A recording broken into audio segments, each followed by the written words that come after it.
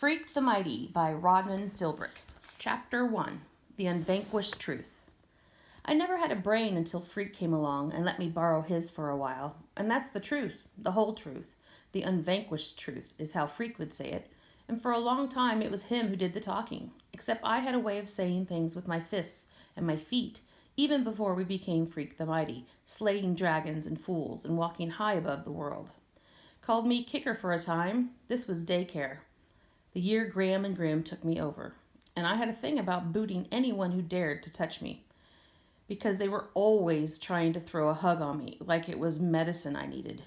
Graham and Grim, bless their pointed little heads, they're my mother's people, her parents, and they figured, whoa, better put this little critter with other little critters his own age.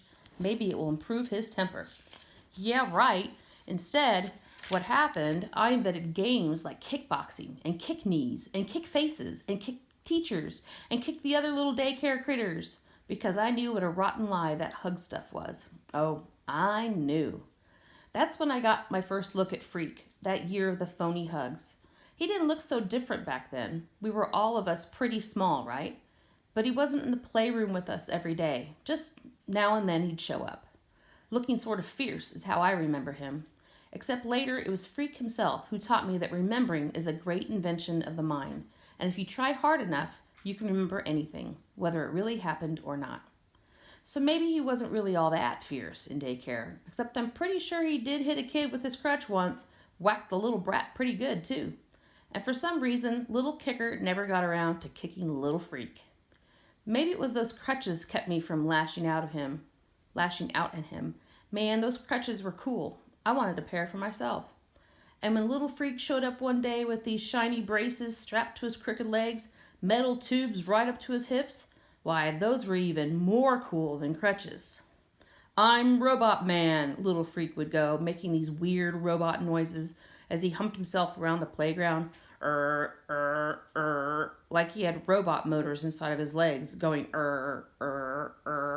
and this look, like, "Don't mess with me, man. Maybe I got a laser cannon hidden inside one of these leg braces. Smoke a hole right through you." No question, Freak was hooked on robots even back then. This little guy 2 feet tall, and already he knew what he wanted. Then for a long time I never saw Freak anymore. One day he just never came back to daycare. And the next thing I remember, I'm like in the 3rd grade or something, and I catch a glimpse of this yellow-haired kid scowling at me from one of those cripple vans. Man, they were death ray eyes, and I think, hey, that's him, the robot boy. And it was like, whoa, because I'd forgotten all about him. Daycare was a blank place in my head, and nobody had called me Kicker for a long time. Mad Max they were calling me, or Max Factor, or this one butthead in LD class called me Maxi Pad, until I persuaded him otherwise. Graham and Grim always called me Maxwell, though, which is supposed to be my real name, and sometimes I hated that worst of all. Maxwell. Ugh.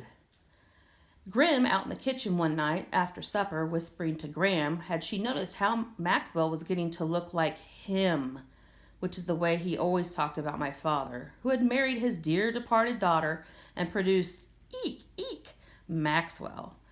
Grim never says my father's name, just him, like his name is too scary to say. It's more than just the way Maxwell resembles him, Grim says that night in the kitchen.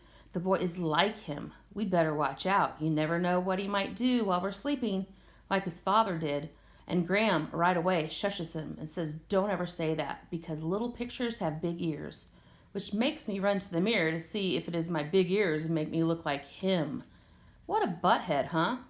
Well, I was a butthead because, like I said, I never had a brain until Freak moved in down the road.